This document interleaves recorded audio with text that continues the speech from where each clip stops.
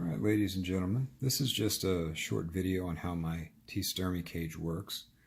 I'm just going to put this video and link it to this particular forum. If you want to link it to any other forums, just, PM me first and we'll see what that is. First thing you can see is that this thing is cross-ventilated, and I just moistened it. You can see the cold air goes down here, travels across, and I covered this before, and goes up here. It is heated. You can see that, we have this element's only 25 watts, about 8 inches away. It hangs up. You can see that, it's held two different ways, so that way there's no possibility of this thing dropping onto the enclosure and doing harm to the tarantula. Did have to sacrifice a viewing area for this pad. Again, this is just slightly warm to the touch. My body temperature is hotter, and there's one here. This wood here is the hottest area of the enclosure inside, and this is about 84, 85 degrees, and the rest of this you can see. This is a gradient. This is about 80, and this thing here measures the hottest area, and that's your humidity. The humidity, what humidity does, may not benefit them directly. What it does is that it controls how fast everything evaporates. You don't want to stress the tarantula and constantly be throwing water in there twice a day and constantly filling up the water dish and, having the water there. What this does is it just allows the thing to have some peace and quiet.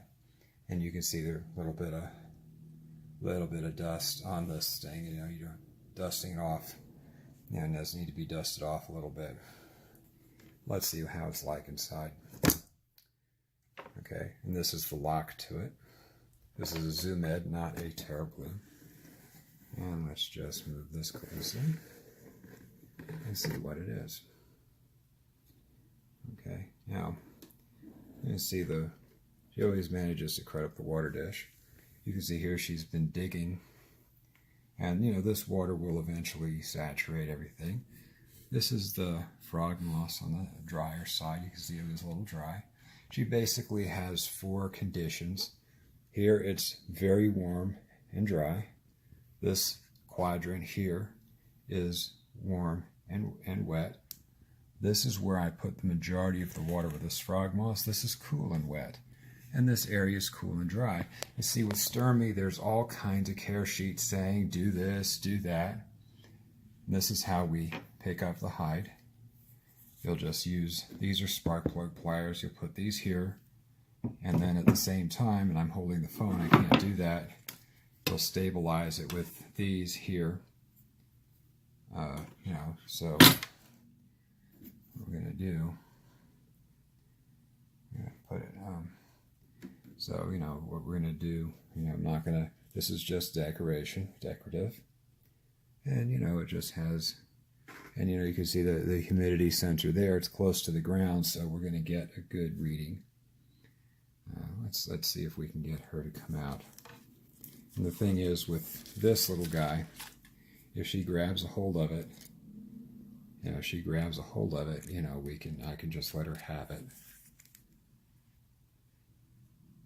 Dave from Yuri Arachnids, he does this so well. He gets these guys to come out. She usually doesn't. Usually this doesn't work, but she'll.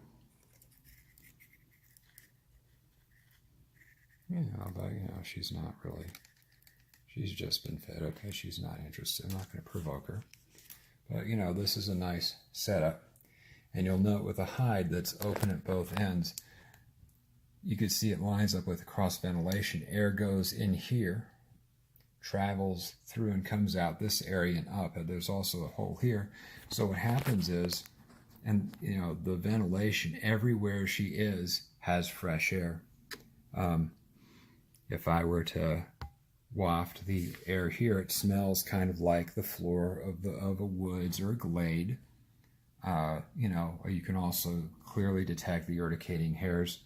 You could hear they're sort of already beginning to affect my voice a little bit, so I can't keep this open for too long. But, usually I just add feeders to this area. They'll run in, and then she'll get them. You know, you can also take earthworms and add them to, you know, this area. Let's see if we can see her in there. I think she's in the back. Let's just put this thing a little bit too close and see where are you at? Yeah, she doesn't want to be bothered. But you know, again, this is just how they work. And you know, the thing with these enclosures is there's a lot of disagreement on the care sheets. If you take an infrared thermometer and point it at her carapace, it's about 77 degrees, and her abdomen's about 78. So that's the temperature she likes to be. This, you know, condo is about 67 or 68 because of the medical situation with the roommate. And we'll, you know, but you know, she'll usually go around this area, around. I'm gonna put this thing in here. And this is why I don't like this. You know, let's see what the heck is stupid. Okay, they're good to go. And you can see this, you know, we do sacrifice a viewing area because of the heat pad, but it gives her a little bit of privacy for getting water. And, you know, she'll come out here when she comes out. She'll also, a lot of times, be on the frog moss. And the best way to get her out is to throw like 10 or 12 of those really small crickets in here. And what they do is, you know, she'll run around. She'll tear the whole thing apart. It looks like a bomb went off, but you will see her. I don't have any small crickets now. Here's your temp, 80. So, you know, this is a pretty good temperature for them. Of course, if I were to point the sensor in here, okay, we can sort of see her now. You know, if I pointed that in here, it's, again, 77, 78. So the temperature is very moderate. Now, there's 3 heat sources, one in the back, front, and up, and they're not throwing a lot of power. Now here's how the let me just go and show you what the setting is. In your setting, don't copy this, you have to test this yourself. Now let's just see here. Okay, this is your setting. You can see it's just a little bit on medium, so it's about 50% voltage. It's under a shelf in an area where nobody is, or cats or whatever, is likely to jostle it. And, you know, so if you live in a place that is too damn cold for a tarantula, and you just have a few cages, this is the ideal way to handle it. If you don't have,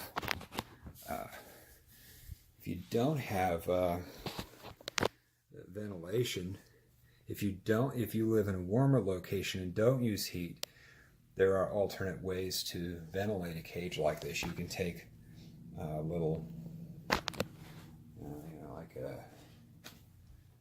little vent. Where's the vent? You take a piece of paper, fold it in sort of a V pattern, put it there, and just have a fan gently blow in. You might even be able to, oh, for crying out loud, get on there.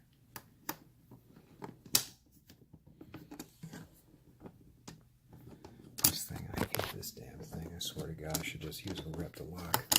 Put her in the bigger cage.